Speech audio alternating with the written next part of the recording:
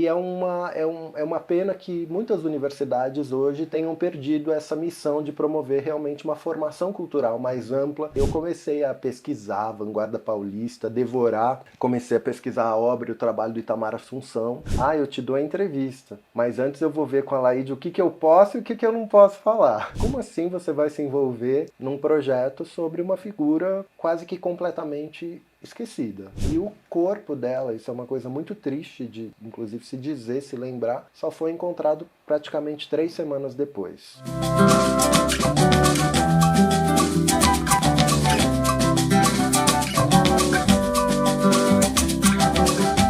Olá, eu sou Zé Guilherme e você está aqui comigo no canal Entre Meios, um canal de entrevistas no YouTube com novidades toda quarta-feira. Toda quarta-feira às 19 horas, uma personalidade nova, num papo leve, informal e, por que não, divertido. E já que você está aí, eu quero te convidar para se inscrever no canal, clicar no sininho para receber as notificações em primeira mão, curtir e comentar. E vem com a gente toda quarta-feira às 19 horas. Vem com a gente! E hoje eu tenho a grata satisfação de receber aqui para bater um papo comigo Ricardo Santiago, esse paulistano da Moca, historiador, comunicólogo e biógrafo.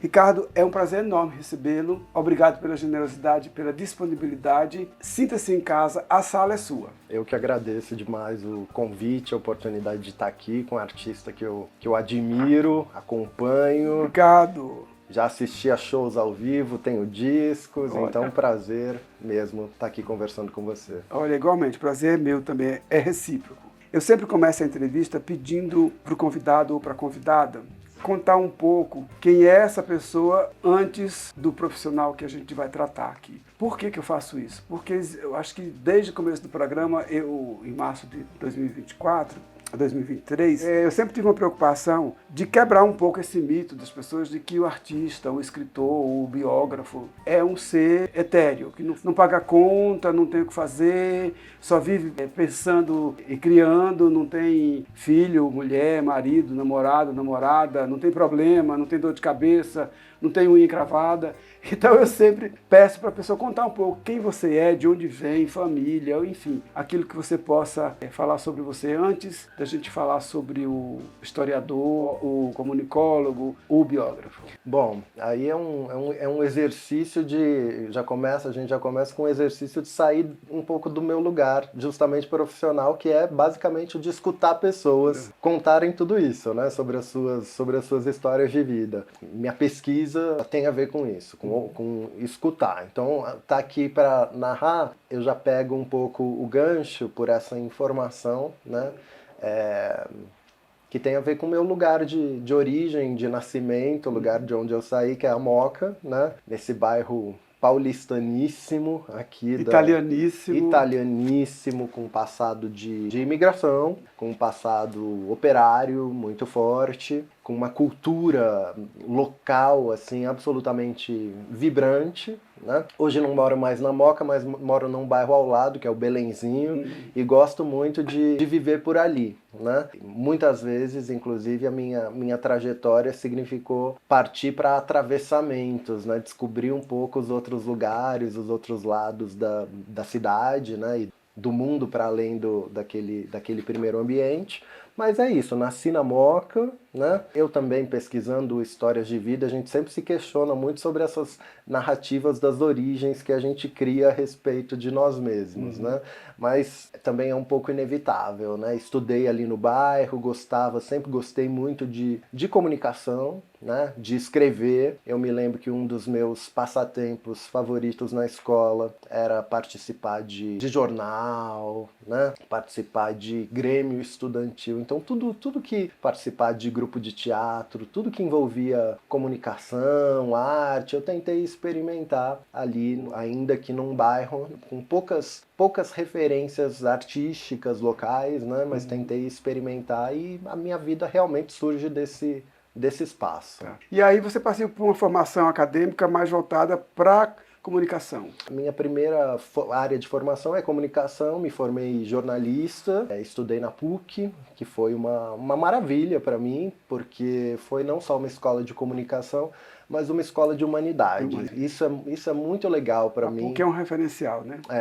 E é uma pena que muitas universidades hoje tenham perdido. Eu sou professor universitário, então falo muito desse lugar, né? Tenham perdido essa missão de promover realmente uma formação cultural mais ampla e não só uma formação técnica, uma preparação para o trabalho. Isso foi muito importante para mim, ter uma formação ampla nessa minha graduação em comunicação. Outro dia esteve aqui comigo conversando o Jaci Pereira Furtado, autor do Revolta de Carrancas, um livro que ele fez uma pesquisa sobre essa revolta que aconteceu, revolta de negros, né? E aí ele estava falando justamente de um outro trabalho que ele tinha realizado, que era uma pesquisa que ele fez com professores importantes aí do cenário, como por exemplo a Marilena Chauí, entre outros. Essas pessoas dando depoimento de como era dar aula, como era estar dentro da sala de aula, né? E eu achei muito interessante porque aí alguns deles falam do fato de terem se afastado de dar aula porque o ambiente acadêmico se modificou de tal forma que eles não se sentiam mais pertencentes àquele ambiente. E aí é bacana você falar essa coisa de ter mudado um pouco, essa coisa de formação, né, nas universidades. Acho que será que tem a ver também com essa profusão de faculdades e novas universidades que foram surgindo de montão? É um dilema isso, né? Essa relação entre quantidade e qualidade. Porque é claro que a gente quer que todo mundo estude, que todo mundo tenha acesso, né? Mas em alguma medida esse aumento, essa proliferação desenfreada, sobretudo de universidades privadas, que hoje pertencem, inclusive, a grandes grupos internacionais, né? São universidades que têm o compromisso primordial não com o ensino, com a formação, mas com o lucro, exatamente. Então, essa primazia do conhecimento, do saber, da cultura, ela, lamentavelmente, não existe mais, senão na universidade pública. Né? Na universidade pública, gratuita, brasileira, que é alguma coisa que a gente tem que realmente defender. Sem dúvida. A partir daí você fez mestrado e doutorado em História Social, não é isso?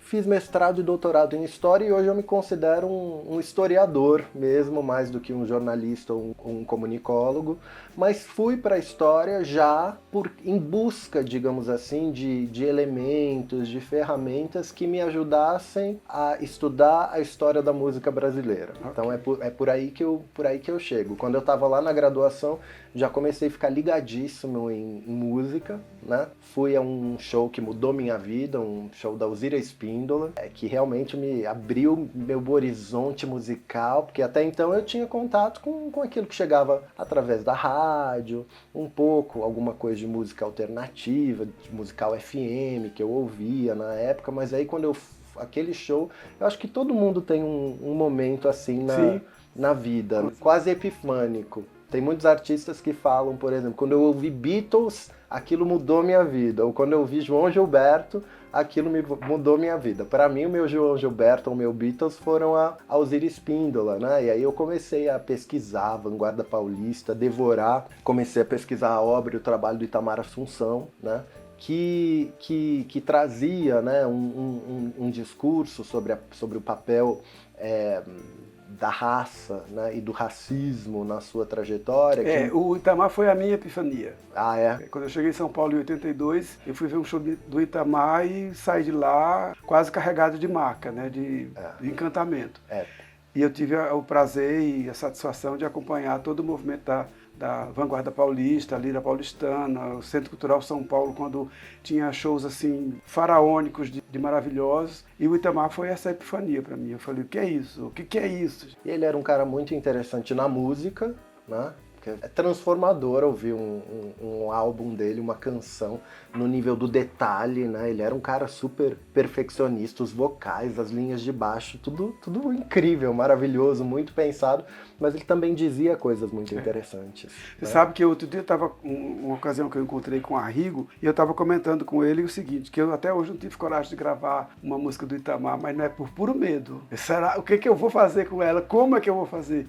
Mas uma hora sai. Mas eu tenho uma paixão imensa pelo trabalho dele. Mas já tem essa música que você gostaria ou seria alguma?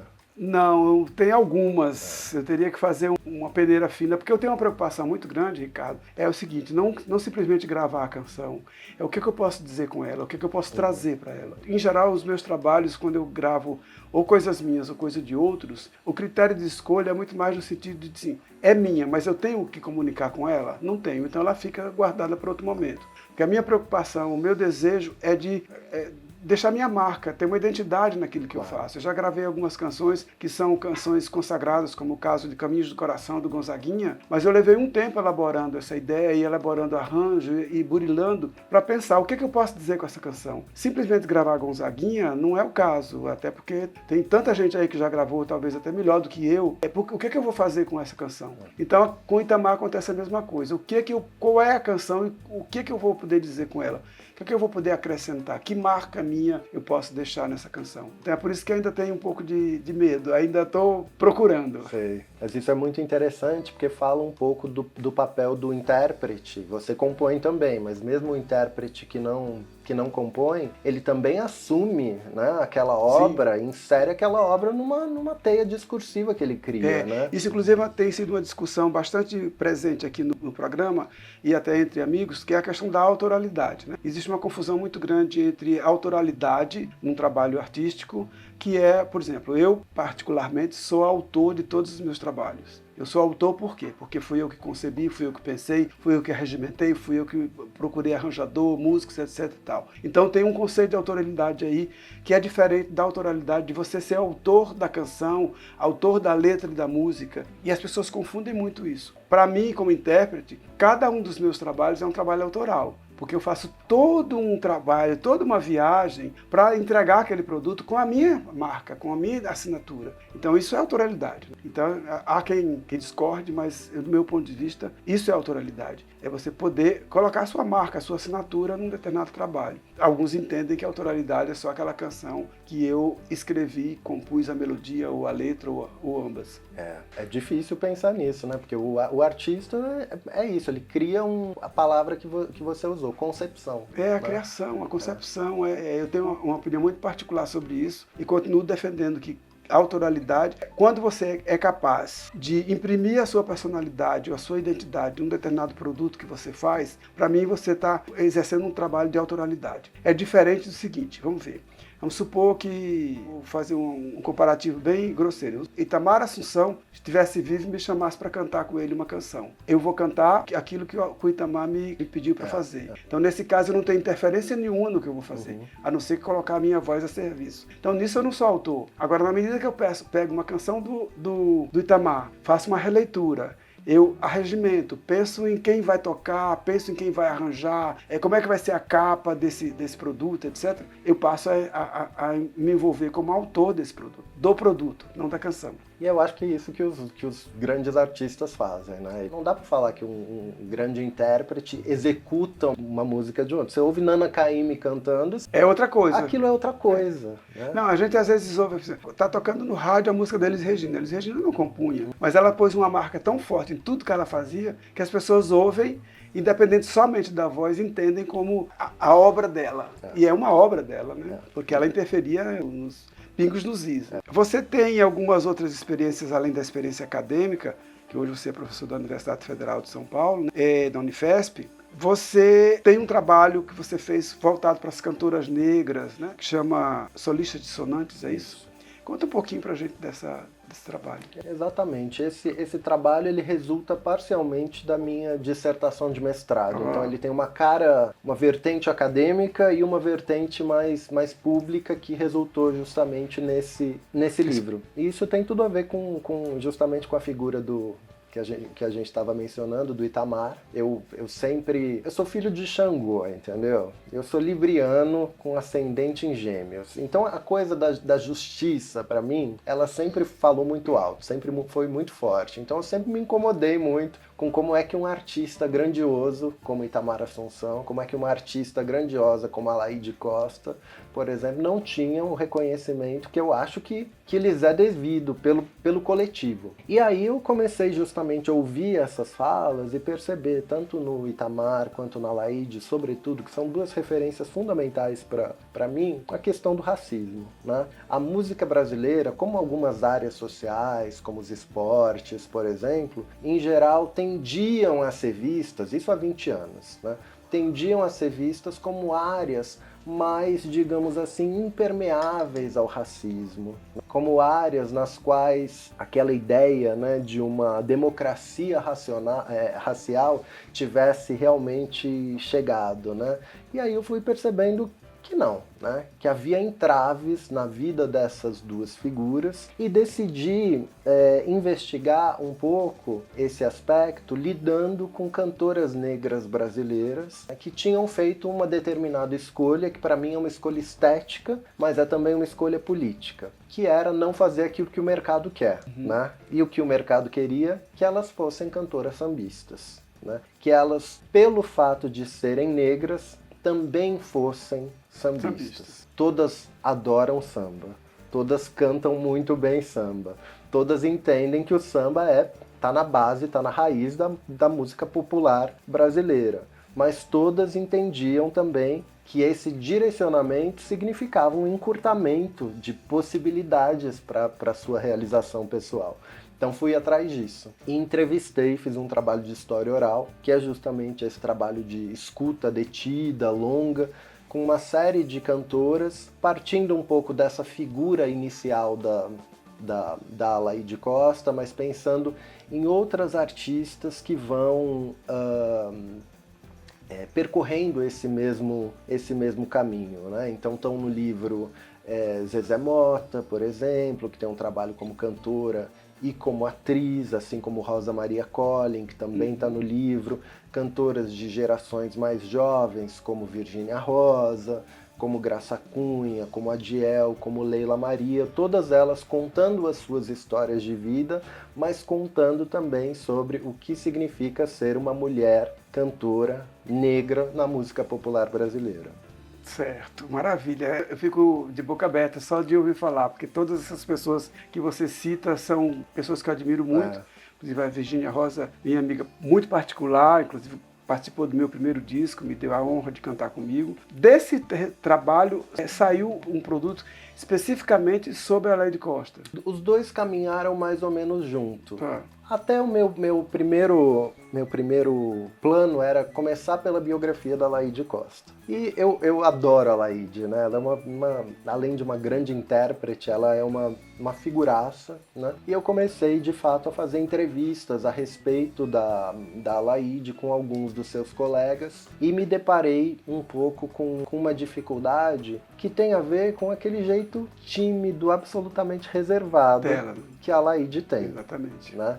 Então, às vezes eu telefonava, essa história eu conto sem problema nenhum, eu telefonava para amigos, para parceiros, pessoas que conheciam ela bem, e as pessoas me diziam, eu te dou a entrevista, mas antes eu vou ver com a Alaíde o que eu posso e o que eu não posso falar. Isso é muito curioso, porque tem tudo a ver com a personagem. Com a personagem que se manteve absolutamente discreta em relação à sua difícil vida pessoal, inclusive, né, ao longo dos tempos, ao longo das décadas. E então eu me deparei com essa dificuldade, fui para as cantoras negras para pensar essa questão num plano mais social e depois volto e a convite da imprensa oficial, que tinha a coleção Aplauso, que já era muito potente, publicando livros sobre atores, né, sobre gente do teatro, da televisão, e tinha começado justamente uma nova coleção sobre artistas da música. E aí, a convite da coleção, eu fiz uma investigação mais detida sobre a Alaíde, que resultou nesse livro que se chama Faria Tudo de Novo, que já tem uns 10 anos. 2015, né? 2015. Então, essa é um pouco também a graça de trabalhar com alguém que tá vivo, né? Porque a história não parou ali. Então agora eu e a Alaíde, a gente vai começar a trabalhar numa edição atualizada e ampliada desse livro. Maravilha. Agora chegou aquele momento em que eu dou uma dica para vocês de algo que eu tenha tido contato, que eu tenha gostado e que eu queira compartilhar com vocês. Hoje a minha dica é esse livro do José Inácio Vieira de Mello, Garatujas Selvagens, é um livro de poemas belíssimos de José Inácio e que eu tive o prazer de receber de presente do próprio. Então, você que é curioso, gosta de poesia, gosta de poemas, não deixa de dar uma olhada nesse livro de José Inácio Vieira de Mello, Garatujas Selvagens. É um trabalho precioso. E aí eu digo, fica ligado, porque piscou, tem dica. Ricardo, falando dessa questão de história, de biografia, etc. tal, você teria alguma dica para dar para a gente, para o pessoal aí? Para quem quer escrever uma biografia? Não, uma dica qualquer de alguma coisa que você tenha gostado nos últimos tempos, que você tenha visto, uma peça, um show, uma música. Eu vou falar de um disco que eu tenho ouvido muito agora, que é um disco chamado Invisible Woman, da Silvia Machete, que é uma cantora fabulosa do Rio de Janeiro, né, que por muito tempo na vida dela teve associada ao humor, à teatralidade, né, e ela realmente é uma rainha do palco. Mas ela acabou de lançar o segundo disco de uma trilogia na qual ela assume um personagem, um alter ego, né, que é da Honda, e músicas assim que eu sempre digo sempre que eu saio uma música, eu digo para Silvia como são músicas cinematográficas, assim, com letras e com arranjos que transportam a gente para um outro lugar. Então recomendo que todo mundo ouça essa trilogia que está na sua segunda parada, o disco Invisible Woman. Olha lá, não perde essa dica, hein? Plataformas digitais, vai lá e dá uma olhada nesse trabalho que o Ricardo está sugerindo. Certamente deve ser maravilhoso. Mas por falar em trabalho maravilhoso, aí a gente vem para cá, jogar um pouco de confete no meu convidado, que é o autor da biografia recém-lançada, A História Completa de Miriam Batucada, que vem acompanhada de um CD com vozes preciosas da música brasileira, em homenagem a essa que foi uma figura importantíssima na história da música brasileira, mas pouquíssimo celebrado, né? Ricardo, conta um pouco de como foi essa pesquisa, o interesse pela Miriam Batucada. Quando eu soube da biografia, eu tomei até um susto, porque eu lembro da Miriam Batucada, eu conhecia a história da Miriam Batucada até a morte dela trágica, né? Mas a impressão que me dava é que ninguém lembrava mais dela, que tinha se apagado. Então a gente compartilha a mesma impressão. Inclusive, quando eu comecei a fazer essa biografia, foi uma pesquisa que durou 5 anos, fui entrevistar bastante gente que tinha esse assombro, assim. Mas como assim você vai se envolver num projeto sobre uma figura quase que completamente esquecida, né? De quem ninguém se lembra. Quando eu comecei a pesquisa, inclusive, eu não imaginava. Esse livro que acabou de sair, ele tem quase 400 páginas. Eu não imaginava que seria possível fazer um livro desse tamanho, inclusive pelo volume de informação que me parecia acessível naquele momento. A Miriam, ela tem esse nome muito forte, né? Um nome artístico muito forte que ela ganhou e conservou como marca, mas muito pouco se sabe a respeito dela, né? E além disso, eu acho que ela ficou muito marcada em razão dessa morte absolutamente trágica, né? Trágica e aterrorizante, né? Ela faleceu em 1994, né? Aos 47 anos de idade. Então, só pela precocidade já é uma tristeza, né? Mas além disso, ela morreu sozinha e o corpo dela, isso é uma coisa muito triste de, inclusive, se dizer, se lembrar, só foi encontrado praticamente 3 semanas depois. Mas é importante se dizer porque é um protótipo, é um emblema da solidão e do abandono que ela estava vivendo no final da vida. Imagina, uma pessoa ser descoberta morta 3 semanas depois de ter morrido, é um completo e total estado de solidão, né? Quer dizer, não tinha ninguém que fosse visitar, não tinha um funcionário, uma funcionária. É chocante, né? E como isso se choca também com o começo da história pública da Miriam Batucada, porque ela, literalmente, da noite pro dia, se tornou uma das figuras mais famosas da música de São Paulo. Ela apareceu claro que na Moca, né, ela brincava de batucar, essa coisa de aprender a batucada na mão, ela aprendeu na Moca. Foi isso que foi fascinando uma série de pessoas que levaram ela para se apresentar no programa do Blota Júnior na TV Record. É do meu tempo. Ela assistia esse programa, de vez em quando ia como parte da plateia, e num dia ela foi convidada, ia fazer um bloco do programa para mostrar justamente essa coisa da batucada na mão, singular, né, absolutamente inusual, e acabou ficando 3 horas no palco, né? Então ela fez o que ela fez a vida inteira, que era roubar a cena. Ela chegava, mesmo se ela chegasse a poucos lugares, quando ela chegava... Ela tinha um domínio de palco fora do comum. Impressionante. Né? Ela transformava a apresentação num show.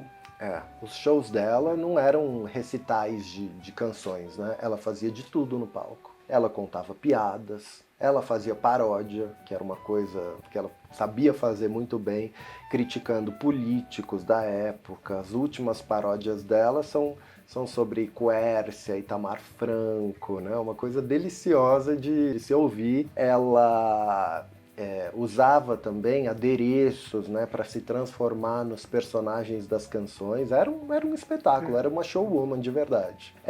Mas é isso, ela teve esse triste fim que contrasta com esse começo de chegar lá e virar uma estrela, né? Ela se apresentou no programa do Blota Júnior, no dia seguinte ela tinha contrato com a TV Record, ela tinha contrato com a Jovem Pan para apresentar um programa na rádio, e tinha contrato com o Marcos Lázaro, que era o grande empresário da música da época, que empresariava todo mundo. Todo mundo. Até Roberto Carlos, passou por ele, que tinha antes uma empresa que gerenciava a carreira, tinha abandonado essa empresa para ficar com o Marcos Lázaro. Então, literalmente, da noite para o dia, a Miriam virou uma sensação, né? Infelizmente, durou pouco. E como foi essa garimpagem, já que era uma figura que estava tão esquecida, tão pouco valorizada? Como é que foi essa garimpagem de informações? Deve ter dado um trabalho danado, né? Deu bastante trabalho, por isso que levou 5 anos, inclusive, né? Por outras razões também, mas ultimamente a Miriam tem sido ou vinha sendo mais lembrada em razão da participação dela num projeto que envolveu Raul Seixas, Sérgio Sampaio e Edistar, que foi um disco de 1971 chamado Sociedade da Gran Ordem Cavernista apresenta a Sessão das 10. Então, em geral, o que a gente encontrava a respeito da Miriam tinha a ver com esse projeto, ou tinha a ver com esse começo da carreira, ou tinha a ver com a morte dolorosa, né? Então, pensar o que tinha acontecido no meio disso realmente foi um desafio, e eu fui fazer uma pesquisa exploratória, não sabia onde que eu ia chegar.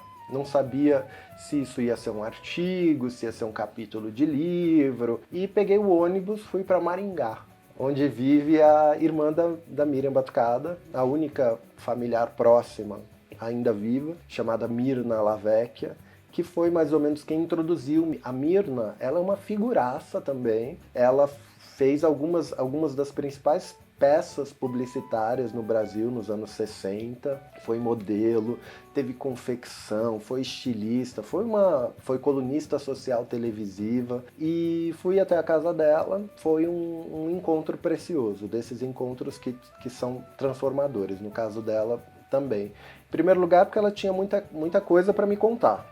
Em segundo lugar, porque ela me cedeu todo o arquivo pessoal da Miriam Batucada. Então isso já redimensionou completamente a pesquisa. Tinha diários, tinha cartas, tinha anotações, tinha uma coisa que ela fazia no final da vida, que eram diários gravados. Em vez de escrever, ela botava o gravador e contava o que estava acontecendo. Ela gravava coisas como consultas não com psicanalistas, mas com psicólogos que estavam ajudando ela.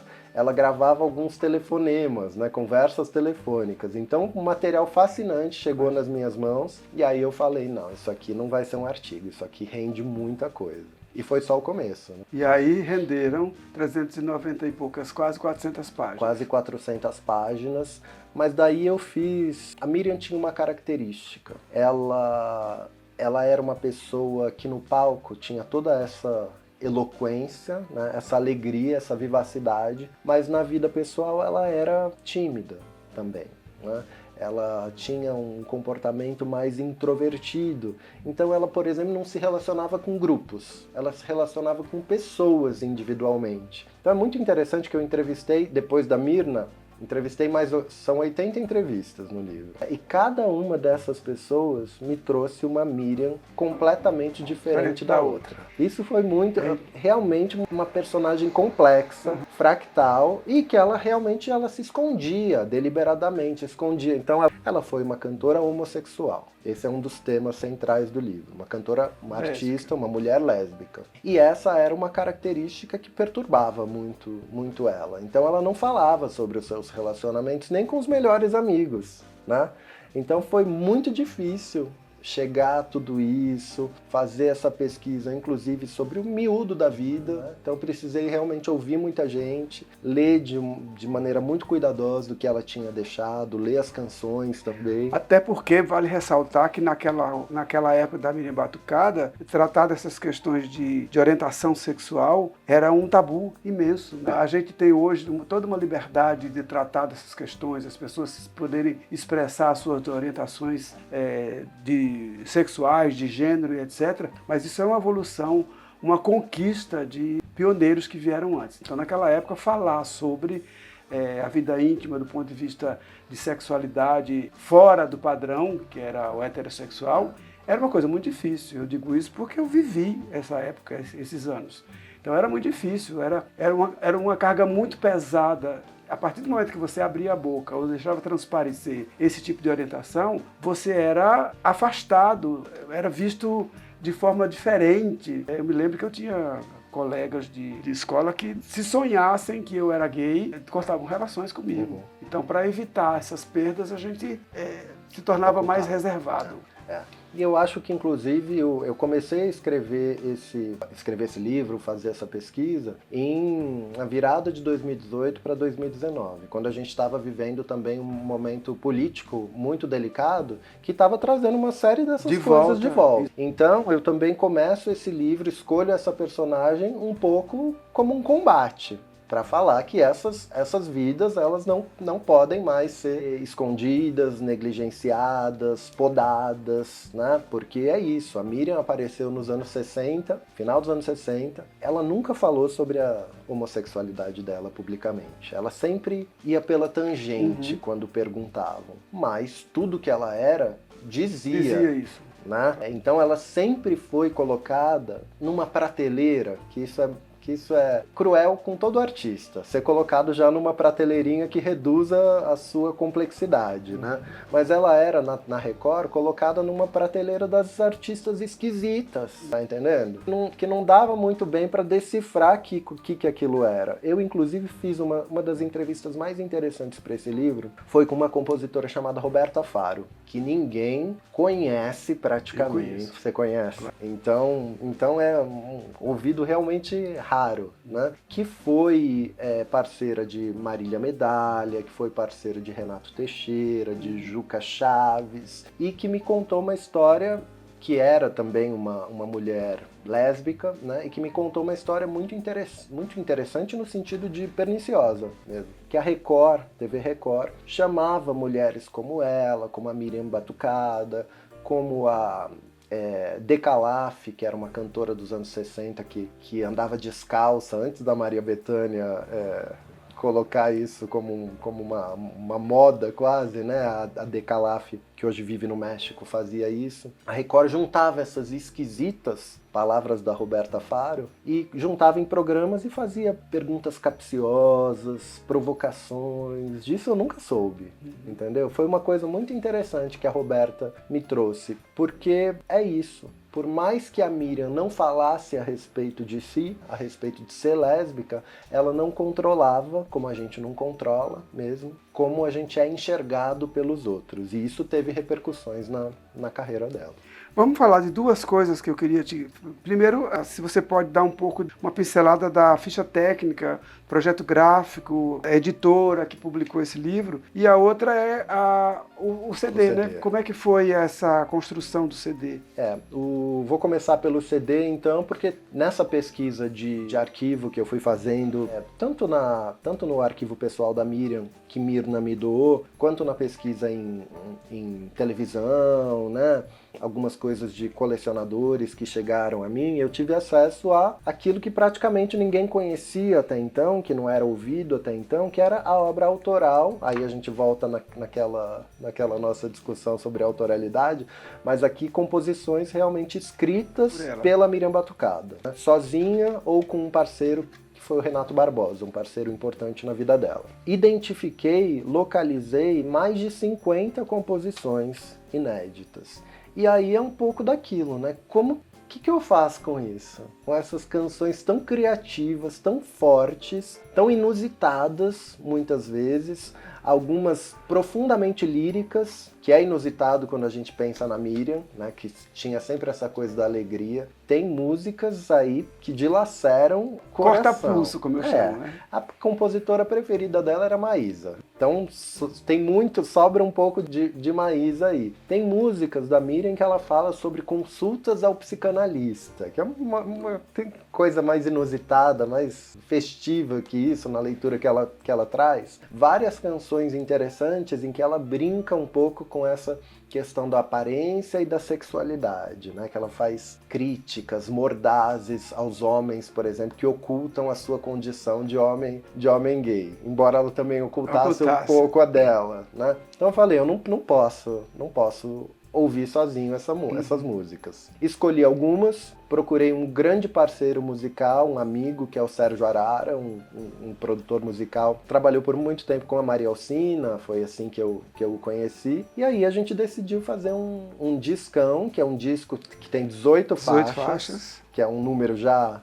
incomum, né? Um número grande, e poderia ter mais, porque tinha mais canções da Miriam pra gente incluir, e com vários artistas, assim, queridos. Né? Voltou e me seduziu pra nada, tirou as defesas que eu tinha pra nada.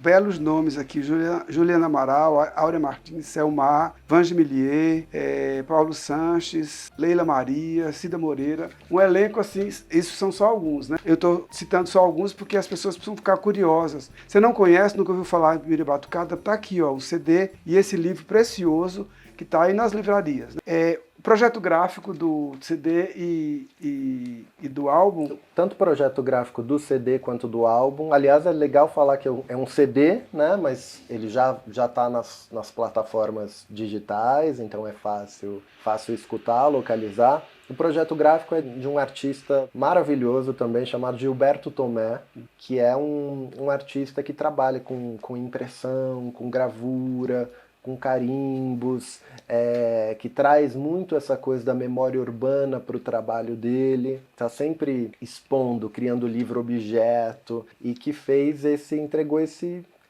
presente que traz inclusive uma leitura pop. Assim como as canções, a gente buscou fazer uma leitura pop para essas canções, que são sambas, que são rocks, que tem até chachado nesse disco. A gente tentou sempre preservar, né, o que Miriam tinha pensado, mas com uma leitura pop. E ela surge seminua, com pancake de morena, de mesa em mesa, nos alucinando com seu cheiro de alfazema. O projeto gráfico também vai nessa direção. A editora é Popessura. A editora do livro Popessuara, que significa o que temos nas mãos, né? Então tem tudo a ver também com Popessuara. E o CD tem algum selo? O CD é Astrolábio e está com distribuição Trattori, né? É isso, está nas plataformas digitais. Plataformas digitais, CD nas plataformas digitais, livro na livraria. É só comprar e conhecer um pouco da história dessa mulher tão pouco conhecida, mas de grande importância na história da música brasileira. Ricardo, alguma coisa que você quisesse acrescentar que eu não tenha te perguntado? Alguma curiosidade com relação ao processo todo do livro? O que não propriamente isso, né? Mas eu talvez dissesse que a história da Miriam Batucada nos chama a ter mais carinho com os nossos, ter mais cuidado com os nossos artistas, com os nossos amigos, com as pessoas que a gente admira, gosta, acredita. Mergulhar na vida de uma pessoa que teve um fim de vida tão triste, tão sofrido, com certeza ampliou assim muito a minha capacidade de me sensibilizar, que claro que eu sou... Hoje em dia a gente fala, você é muito emocionado, né? Eu sou emocionado mesmo e com orgulho, né? E fiquei muito profundamente comovido com a história da Miriam, que foi uma pessoa que lutou o tempo inteiro para ser quem ela é, né? Eu acho que isso a gente sempre tem que aplaudir as pessoas que seguem esse mesmo caminho, como você, por exemplo. Então, para mim é uma alegria realmente estar aqui, repito. As pessoas que têm coragem para ser o que são, merecem ser aplaudidas, queridas e cuidadas. Eu que agradeço imensamente, foi um prazer enorme conversar com você. A gente ficaria aqui horas tratando desse tema e eu espero que a Miriam, de onde esteja, perceba que a gente está aqui se esforçando para mostrar quem ela é, né? O teu trabalho, a divulgação e que mais pessoas conheçam e valorizem não só a Ave Batucada, mas aqueles que são pouco vistos ou pouco valorizados. Ricardo, foi um prazerzão, muito obrigado, quero agradecer a tua generosidade, a tua disponibilidade de vir aqui bater esse papo comigo. Só tenho a agradecer. Eu que agradeço, espero novos encontros. Com certeza. Outros irão. Obrigado, querido. Obrigado a você. E esta foi mais uma entrevista do seu canal Entre Meios. Toda quarta-feira, às 19 horas, uma personalidade nova, um papo leve, informal, divertido.